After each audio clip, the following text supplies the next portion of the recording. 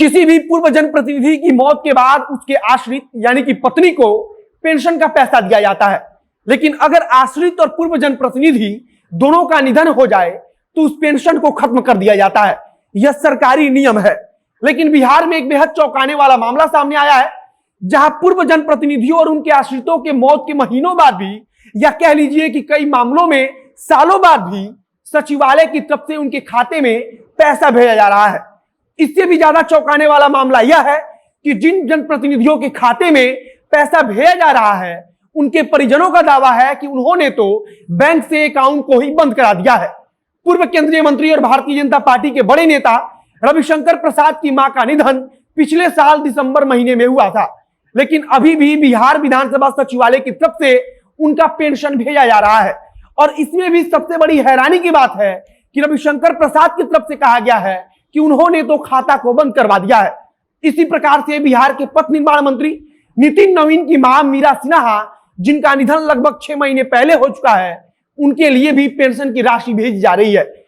एक ITI जवाब के हवाले से दैनिक भास्कर में एक रिपोर्ट प्रकाशित किया गया है, जिसमें कई महत्वपूर्ण खुलासे हुए हैं।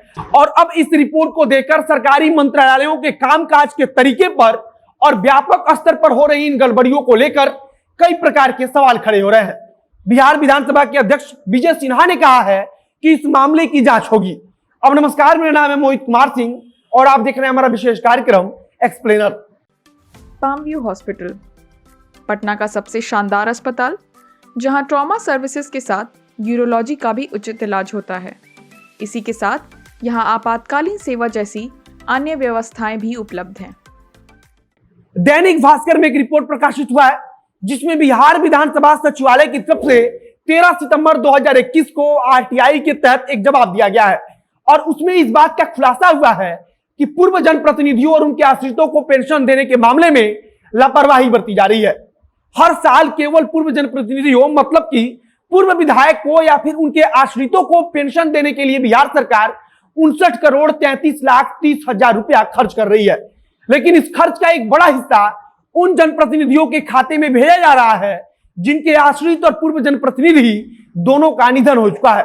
इससे भी ज्यादा हैरानी वाली बात है कि कई मामलों में खाता बंद कराया जा चुका है, उसके बावजूद ना जाने बिहार विधानसभा सचिवालय कहां पैसा भेज रहा है।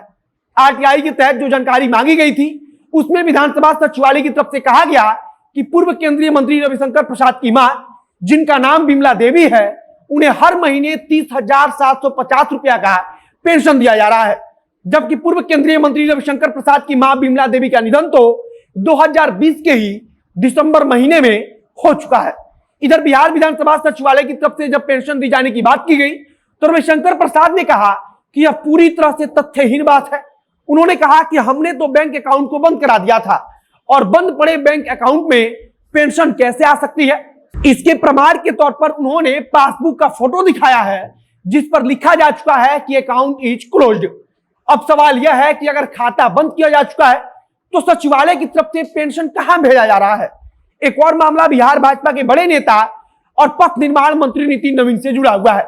नितिन नवीन की मां मीरा सिन्हा का निधन लगभग 6 महीने पहले हो चुका है, लेकिन सचिवालय की तरफ से 13 सितंबर 2021 को जो जानकारी दी गई है, उसमें उनका भी नाम दर्ज है। उसमें यह भी लिखा हुआ है कि इन लोगों को वित्तीय वर्ष 2021-22 में भी पेंशन जारी किया जा रहा है।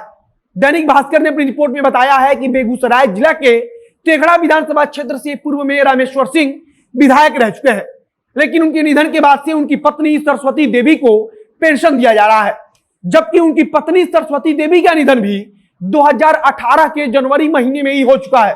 पूर्व विधायक रामेश्वर सिंह के परिजनों को इस बारे में पता भी नहीं है कि विधानसभा सचिवालय की तरफ से हर महीने उनके लिए पेंशन जारी की जा रही है। विधानसभा सचिवालय द्वारा दिए गए जवाब में कहा गया है कि पूर्व विधायक रामेश्वर सिंह की पत्नी सरस्वती देवी को भी पेंशन दिया जा रहा है, जो अपने आप में बेहद चौंकाने वाला है। हर महीने 35,000 से ज्यादा रुपया विधानसभा सचिवालय की तरफ से दिया जा रहा है, लेकिन इस बारे में परिजनों को भी जानकारी नहीं है। बेगूसराय का ही एक और मामला आया है, जहां पूर्व विधायक मेदनी पासवान की पत्नी मंजरी देवी को विधानसभा सचिवालय की तरफ से पेंशन दिए जाने का दावा किया जा रहा है। कहा गया है कि पेंशन दिया जा रहा है, लेकिन उनकी मौत 4 साल पहले ही हो चुकी है।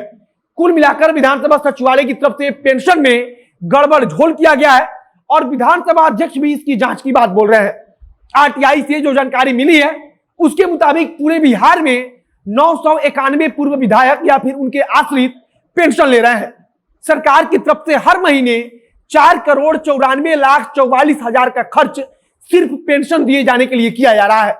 अगर सालाना देखें तो यह आंकड़ा 59,33,30,000 का होता है। अब सवाल कई सारे हैं कि अगर सालों पहले जिस जनप्रतिनिधि या फिर उनके आश्रित की मृत्यु हो चुकी है तो फिर उनको पेंशन क्यों दी जा रही है, और जिस मामले में परिजनों ने खाता बंद करा दिया है या फिर उन्हें पता ही नहीं है उनका पेंशन कैसे भेजा जा रहा है। आगे अन्य जो कुछ भी नया अपडेट आएगा उसे हम आप तक पहुंचाएंगे। अगर फेसबुक पर देख रहे हैं तो पेज को लाइक कर लीजिए और अगर यूट्यूब पर देख रहे हो चैनल को सब्सक्राइब कर लीजिए। बाकी मिलते हैं फिर बहुत जल्द अगले वीडियो में। कैमरे के पीछे खड़े हैं ओम प्रकाश और मैं मोहित कुमार सिंह। बहुत बहुत धन्यवाद।